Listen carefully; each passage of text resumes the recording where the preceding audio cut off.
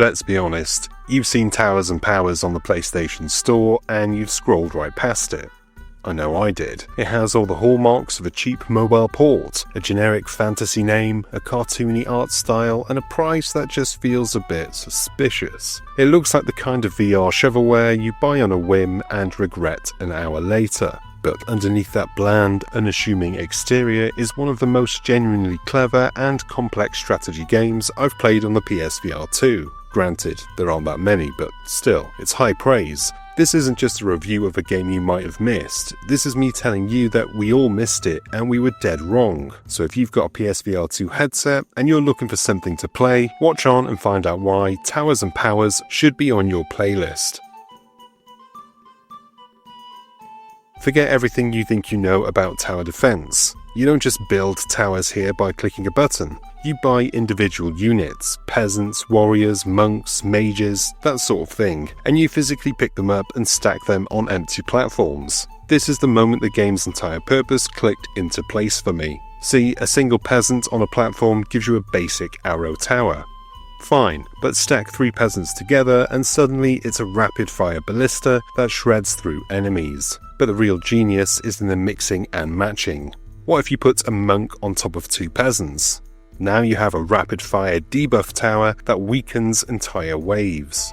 Reverse it, a single peasant on top of 2 monks, and you get a slow, devastatingly powerful arrow shot that inherits the monk's damage buffs. The sheer number of possible combinations is staggering, and the game constantly introduces new units that force you to rethink your entire strategy. It's not just about placing towers, it's about programming them on the fly.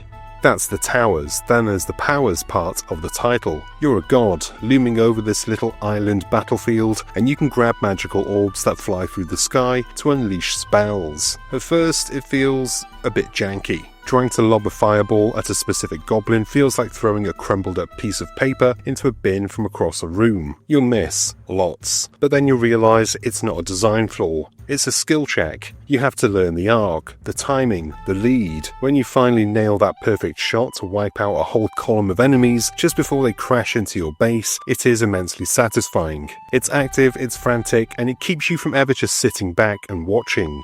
Though between you and me, you can just move right over them and drop them right on top. No skill required. Now, it's not a perfect game, far from it. The story is completely pointless filler. The game is also short. You'll see everything its 15 levels have to offer in about 6 or 7 hours. And let's have a talk about the final level. The difficulty doesn't just spike, it launches into orbit. It feels less like a final challenge and more like the developers just hated you on a personal level. It's a brutally frustrating end to an otherwise brilliantly paced game. So why am I telling you to go back and look at a nearly 2-year-old VR game that looks like a mobile port and has a bullshit final level? Because in a VR landscape filled with short, shallow experiences and glorified tech demos, Towers and Powers is a proper, meaty game. It's a strategy title that actually respects your intelligence. It demands that you think, that you experiment, and that you adapt your plans mid-battle. It's the very definition of a hidden gem, disguised as a lump of coal.